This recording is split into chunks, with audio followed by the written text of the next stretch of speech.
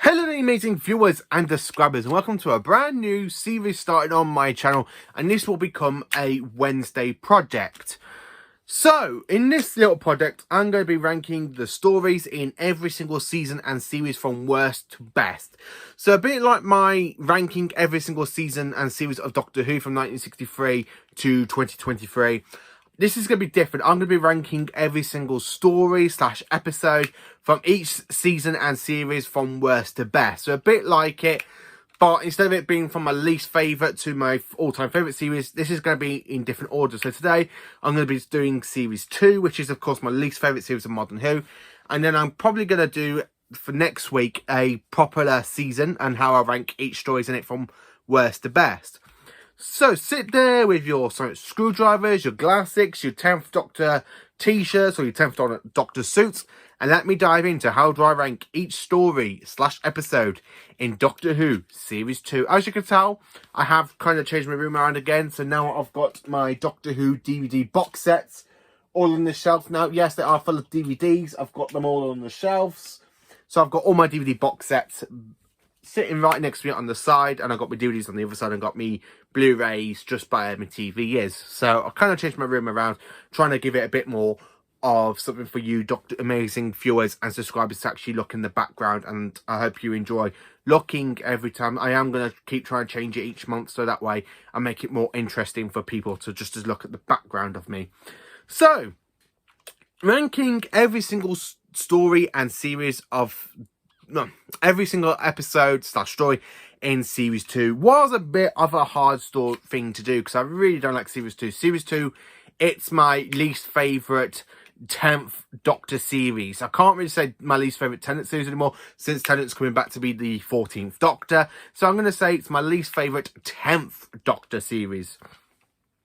But good thing is, all the two-parters, I've actually classed them all as a two-parter, so they're not going to be separate like I have done it in other videos. So literally all the two-parters all together, then it's all the single episodes all together as well. So instead of it being like 13, 14, there's basically 11 story / episodes in this list. So let's get into it. Number 11. I'm going to get this one out of the way first. The Christmas Invasion. Yeah, I physically do not enjoy the Christmas Invasion.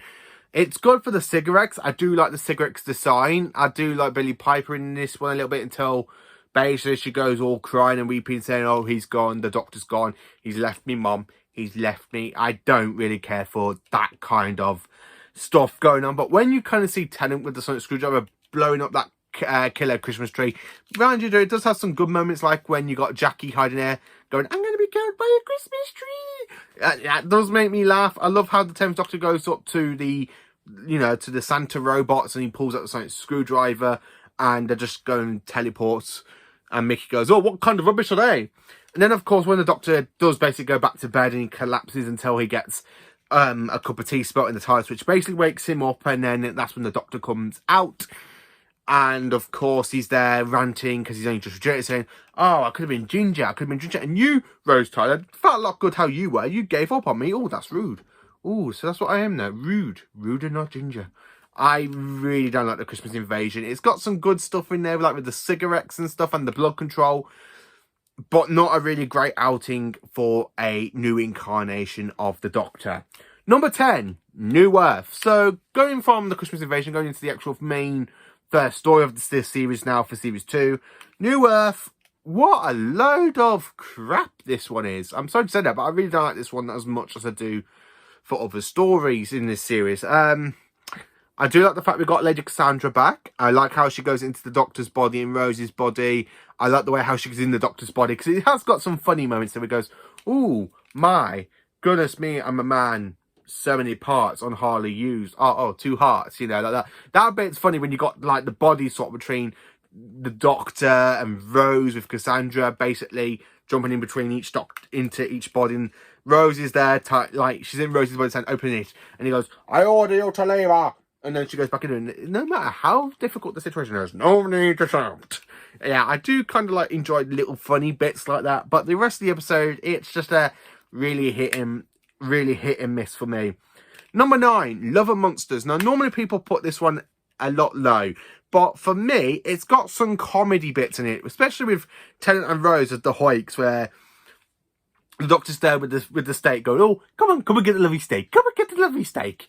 And Rose throws a bucket of burning water, goes, what, you said blue? I said not blue. And then, of course, you've got that epic chasing between the Doctor, Rose, and the Hoyks. And then, of course, Rose is there with a bucket and the Hoyks is there just running away. And the Doctor's just there in the middle of it. And he goes, hold on.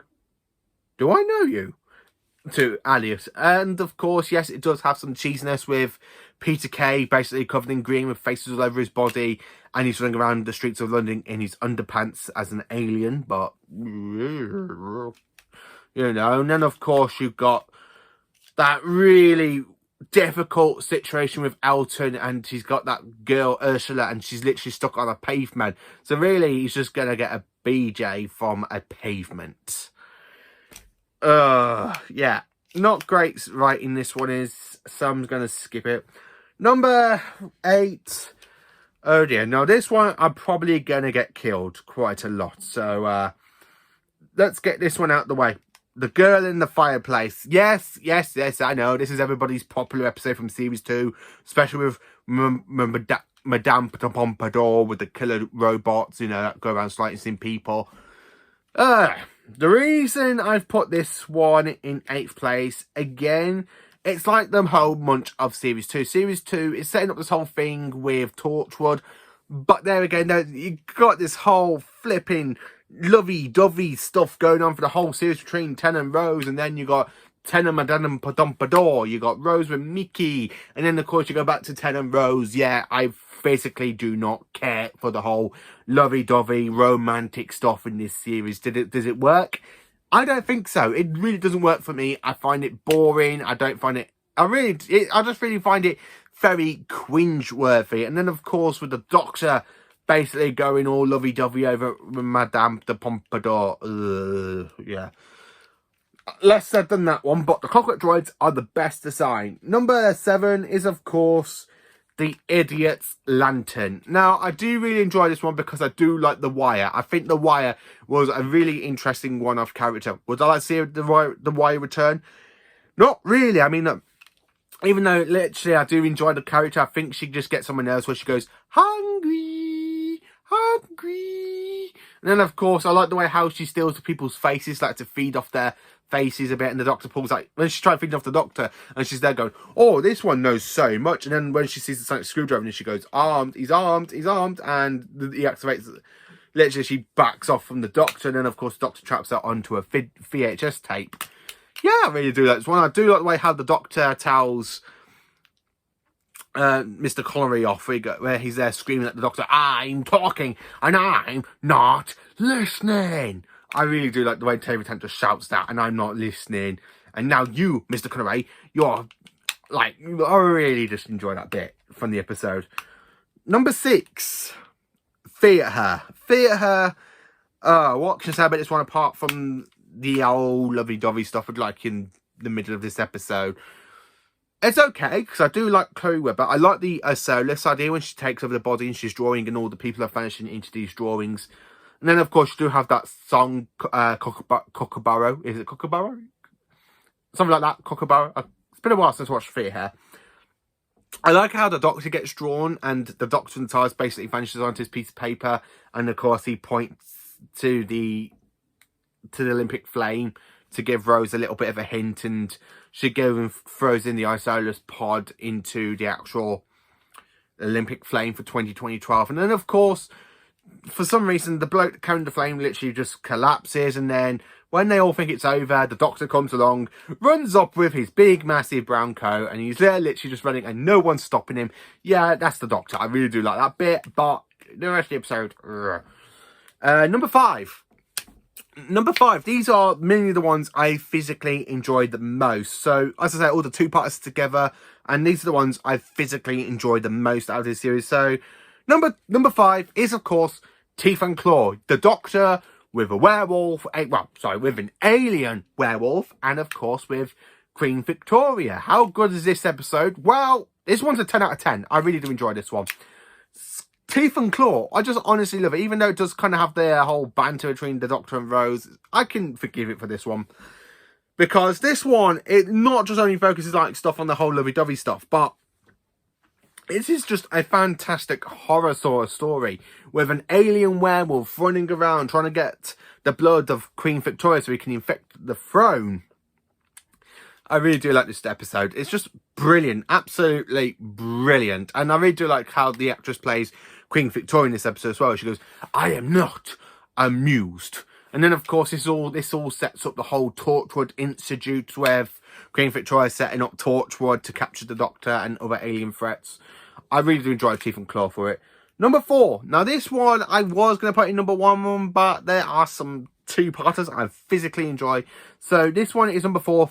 And this is the best single episode out of Series 2. It's Score Reunion. Come on, I know you all want to clap when I say Score Reunion. It is actually Score Reunion because it's the return of Sarah Jane Smith, K9. Sarah Jane was actually the companion to the 3rd Doctor first, and the 4th Doctor, then the 4th Doctor. And K9 was actually companion to the 4th Doctor. So really you can say they technically are companions to the 4th Doctor. So yeah, I really do enjoy this episode. Yes, Rose just goes all jealousy and all that, and it's just like, somebody get me a bucket. Especially when she gets jealous. I would love to see somebody just get a bucket and throw it over Billie Piper's head playing Rose in this episode when she gets jealous with Mickey over the Doctor with Sarah Jane Smith. Yeah, the Quillitanes is an absolutely iconic sort of CGI creatures. I love the Quillitanes design with the wings and the way they're flying, and you got the return of K9. It's just they're shooting them. And then, of course, K9 does sacrifice his own life to save everybody else's, and the Doctor basically makes K9 back up again, but this is K9 Mark IV. So we see the death of K9 Mark III and the birth, technically the birth of K9 Mark IV. Yeah, Score Reunion, brilliant. Just brilliant. Absolutely love it. So, coming into the actual two-parters now. So, number 3, The Impossible Planet, and of course, The Satan's Pit. I mean, come on. Can you not understand why this one is literally in 3rd place? It is amazing. Absolutely amazing. I love the Ood. The Ood are one of the best things about Series 2 that I can honestly say. I honestly just love this one. We Are the Legends of the Beast. I love the fact that you actually have the actor that does the voice of Sutek back doing the voice of the Beast this time. It's absolutely amazing. I mean, a whole impossible planet stuck underneath a black hole. Even the Doctor just is like, they're going, I cannot understand the consequences, you know. How can you be underneath a black hole? I love the whole thing. It's like a fantastic base undersea story. It feels much like a Troughton kind of story, because Troughton's Doctor has so many epic like base undersea stories, and this one feels so much like a base undersea story. And I just really enjoy this one. And I love the fact how you got the rocket flying towards the black hole. You think that everybody's going to die, including Rose. And you're like there going, yes, she's going to die. And the Doctor pulls the rocket out of his in the TARDIS. And it's just like, oh no, she's not dead yet. Ugh. Yeah. The whole lovey-dovey stuff is kind of like thrown into this episode. But I ignore the lovey-dovey stuff because the rest of the episode is just absolutely pure amazingness. Honestly, just absolutely pure amazingness. So let's get into number 2. So number 2, it is Army of Ghosts and Doomsday. This is my all-time second type thing out of Series 2, especially if it's a two-parter. I class it as a one whole story. So this is my second favourite story, but technically it's a two-parter. I honestly just love this story. The way how the Cybermen are literally shaping themselves as ghosts, trying to get into this universe from their own parallel universe. I like how the Doctor's there confused. He's there trying to work it out. And then, of course, Torchwood's got him. And he goes to Torchwood. He tries to tell him about breaking the rules of reality. Breaks up the glass with a sonic screwdriver to that stupid woman who, I can't remember her name. Is it Levon? Something like that. Levon. And then, of course, you got the sphere inside the actual base. So when they all think it's the Doctor, what's actually in the sphere when the Cybermen are invading the cult of Skaro? Yes, oh dear. You've got Cybermen and Daleks in the very first episode ever until you kind of get into later on in the modern Who era. I honestly love this one. The way the Daleks literally just come flying out and you got Mickey back from his parallel universe holding a gun, saying, what do you think? That's in there, Cyber Queen, Cyber King, I'm going to take care of them. And then he goes, wait a minute, that's not Cyber. And then, of course, you just got Dalek scream going, location of light forms detected. I honestly just, I love that cliffhanger. It's one of the best things about this series I really enjoy, especially when you see the black Dalek, Dalek sec with the black casing. It's just like, new Dalek design, a Dalek different colour from the bronze Daleks. And then, of course, you do get Dalek Khan, Dalek Faye, and Dalek Jas, along with Dalek Sec. And, of course, you do have the Han.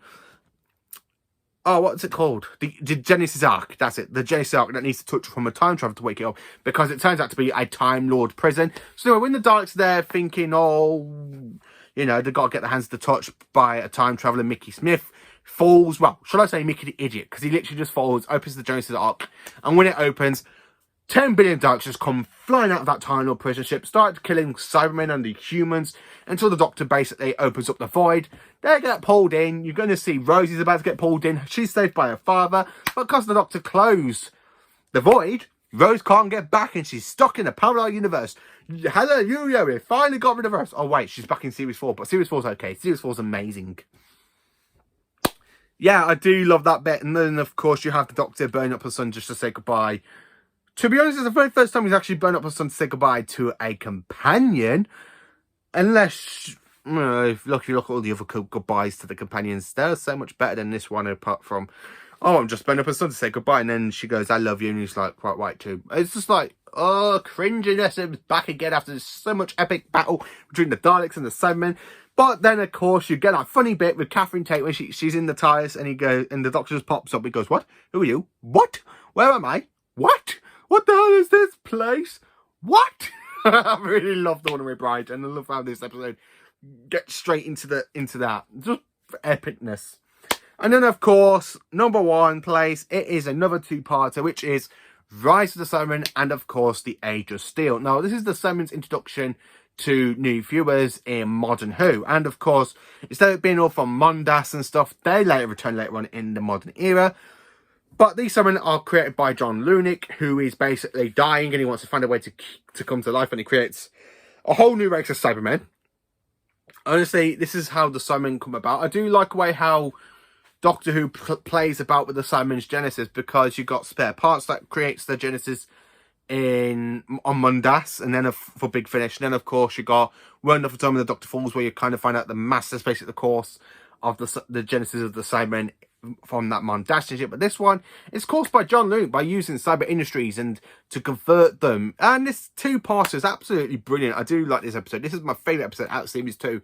Especially with the Cybermen, you literally got them where you kind of got the homeless people wearing the earbud things, and then you got Mr. Calloway going, now turn to the left, turn to the right, and march. And when you kind of hear them all screaming and stuff, and they play the jungle, the Lion Will Sleep Tonight in the background, just kind of try and draw out the people's like death screams.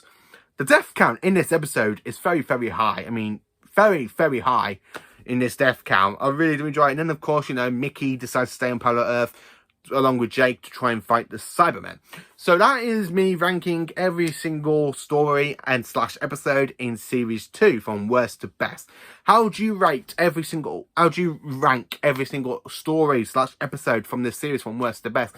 Including the two-parters, you can actually class them as one, because technically it is just a two-parter, but it's still the same story. So anyway, let me know in the comments. Please do like, subscribe, and share. And join for more awesome Doctor Who content. Have a cracking day, amazing viewers and subscribers.